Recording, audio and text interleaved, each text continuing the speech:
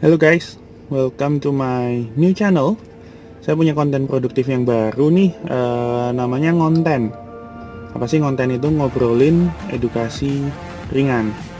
Yes, pada kesempatan kali ini, saya ingin sedikit sharing ke kalian semua, eh, sehubungan dengan apa yang saya tahu berdasarkan pengalaman saya sebagai seorang property agent.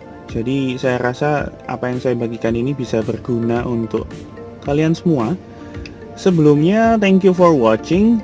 Jangan lupa untuk subscribe channel saya ini. Mohon bantuannya untuk like, subscribe, dan mungkin komen di bawah.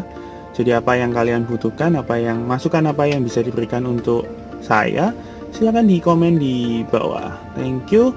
Yes, pada kesempatan kali ini, di masa PSBB ini, kebetulan saya lagi keluar rumah nih untuk keperluan kerja, tapi tenang aja, ini posisi mobilnya lagi berhenti.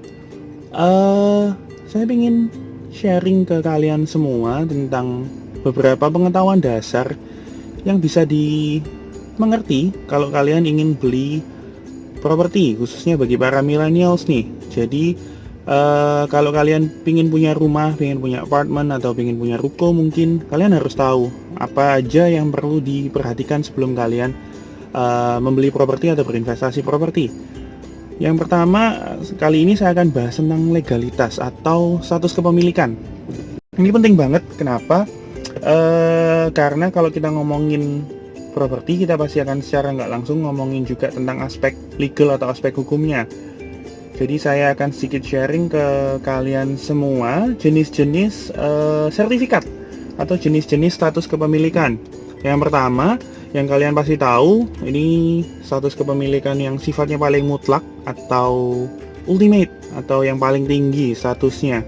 Ada yang namanya SHM atau sertifikat hak milik. Apa sih SHM itu? Jadi status kepemilikan yang kepemilikannya adalah kepemilikan penuh.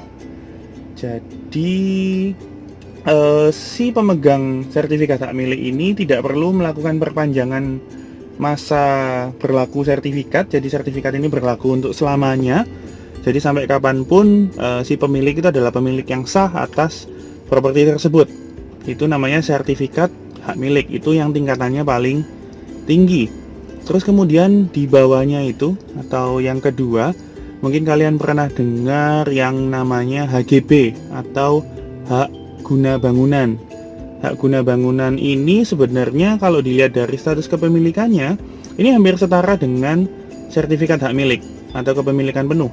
Tapi bedanya, pemegang sertifikat HGB ini harus melakukan perpanjangan sertifikat secara periodik. Biasanya bisa berlaku 15 tahun, 20 tahun, 25 tahun, tergantung wilayahnya masing-masing. Apa sih bedanya SHM dan HGB selain dari harus memperpanjang dan tidaknya? Biasanya status kepemilikan hak guna bangunan ini biasanya dimiliki oleh perusahaan atau PT, perseroan terbatas, atau developer, atau HGB ini biasanya berada di lokasi-lokasi komersial. Lokasi komersial itu biasanya di pinggir jalan raya atau di daerah-daerah tertentu yang memang dikhususkan untuk area komersial, seperti ruko. Itu kenapa biasanya status kepemilikannya adalah HGB atau hak guna bangunan. Tapi nggak perlu khawatir, HGB ini pun statusnya juga sudah sangat kuat, jadi tidak bisa diganggu gugat lagi status kepemilikannya, kecuali kalau sengketa ya, itu lain cerita.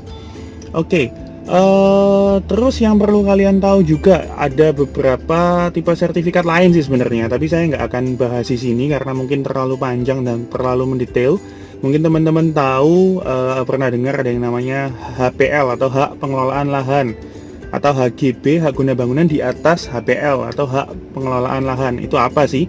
Adalah status kepemilikan yang dimiliki oleh perusahaan tertentu yang ditunjuk oleh biasanya punya BUMN, punya negara seperti PLNI, PJKA, atau Perumnas. Ini yang banyak di kota Surabaya yang pernah kita tahu juga.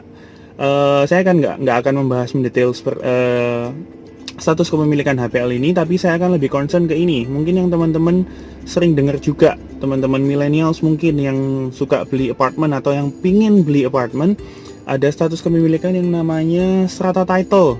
Nah, apa sih strata title itu? Strata title itu adalah hak kepemilikan atas rumah susun. Jadi kalau teman-teman lihat nanti di cover sertifikatnya itu biasanya ada tulisan hak milik atas satuan rumah susun, atau kata lainnya gampangnya gini. Strata title itu kepemilikan yang di dalamnya itu ada tempat-tempat atau fasilitas-fasilitas khusus yang digunakan untuk kepentingan bersama. Contoh, lobby atau lift, kemudian ada area sekitar swimming pool atau kolam renang, terus kemudian area koridor. Nah, biasanya strata title ini kita temukan di properti apartemen atau pasar modern. Itu kan biasanya ada yang jual per persil, per petak-petak. Itu juga biasanya status kepemilikannya adalah strata title. Jadi kalau teman-teman dengar kata-kata strata title, itu nggak perlu khawatir, itu adalah satuan kepemilikan atas rumah susun atau apartemen. Apakah bisa diperpanjang? Jawabannya adalah bisa. Jadi pemilik strata title itu juga punya kewajiban untuk memperpanjang sertifikatnya setiap 15-20 tahun sekali, tergantung wilayahnya juga. Dan pertanyaan kedua, apakah bisa disertifikat hak milik? Jawabannya adalah nggak bisa, karena yaitu tadi memang peruntukannya strata title ini adalah khusus untuk apartemen atau rumah susun gitu. Itu yang sering kita dengar kan, strata title. Terus tadi kita sudah bahas SHM, HGB juga sudah. Terus pertanyaan yang mungkin saya sering dapat pertanyaan ini dari para klien atau dari para teman-teman yang mungkin masih awam. Kalau saya beli rumah di developer, saya beli rumah di perumahan baru nih. Nah, nanti saya dapatnya sertifikatnya apa? Nah, itu pertanyaan yang sering banget saya dengar. Pertanyaan yang sering banget dilontarkan sama teman-teman atau sama klien. Jadi kalau dia beli rumah di perumahan tertentu, dia nanti dapat sertifikatnya apa? Jawabannya adalah biasanya teman-teman akan dapat status kepemilikan hak guna bangunan. Kenapa kok HGB? Kenapa kok bukan SHM? Jawabannya adalah karena developer atau pengembang itu waktu dia mau mengembangkan kawasan real estate atau perumahan tersebut, dia itu kan pasti atas nama PT. Jadi perusahaan yang bergerak di dalamnya, misalnya PT A. PT A ini adalah merupakan pengembang dari perumahan B. Nah, jadi sertifikat nanti tertulis, kalau memang sertifikat itu sudah jadi, dan sertifikat itu kan perlu proses pemecahan nih. Dari satu sertifikat induk akan dibagi menjadi beberapa sertifikat sesuai dengan persil yang diperjualbelikan. Jadi nanti selama proses pemecahan, nanti si pemilik ini akan terima yang namanya sertifikat HGB, hak guna bangunan. Karena yaitu tadi tanah rumah dia bertempat tinggal itu adalah tanah dari PT, tanah dari perusahaan. Kenapa kok statusnya tidak bisa naik ke SHM kalau itu masih atas nama perusahaan? Tetapi pertanyaannya, apakah itu bisa ditingkatkan menjadi sertifikat hak milik? Jawabannya adalah bisa. Jadi nanti begitu sertifikat jadi, sudah dibalik nama atas nama perorangan. Jadi nanti yang bersangkutan, misalnya kita nih, saya punya rumah pingin meningkatkan HGB saya jadi SHM. Jawabannya adalah bisa, teman-teman. Nah, terus nyambung pertanyaan itu, biasanya saya waktu beli rumah otomatis saya masih nunggu kan sertifikat saya jadi. Nah, pegangan saya apa? Nah, ini yang sering banget saya dengar juga. Jadi teman-teman nanti akan dapat satu pegangan yang namanya surat PPJB atau perjanjian pengikatan jual beli. Dan yang perlu digarisbawahi di sini adalah PPJB bukan sertifikat. Jadi PPJB bukan termasuk status kepemilikan. PPJB atau perjanjian pengikatan jual beli di sini adalah perjanjian yang dibuat oleh developer atau pengembang ke klien atau pemilik lahan atau persil yang bersangkutan. Selama proses pemecahan sertifikat sampai nanti jadi sertifikat, itu pemilik atau orang yang meninggali rumah tersebut itu dikasih perjanjian yang mengikat sebagai bukti kepemilikan sementara. Jadi PPJB ini sifatnya adalah sementara.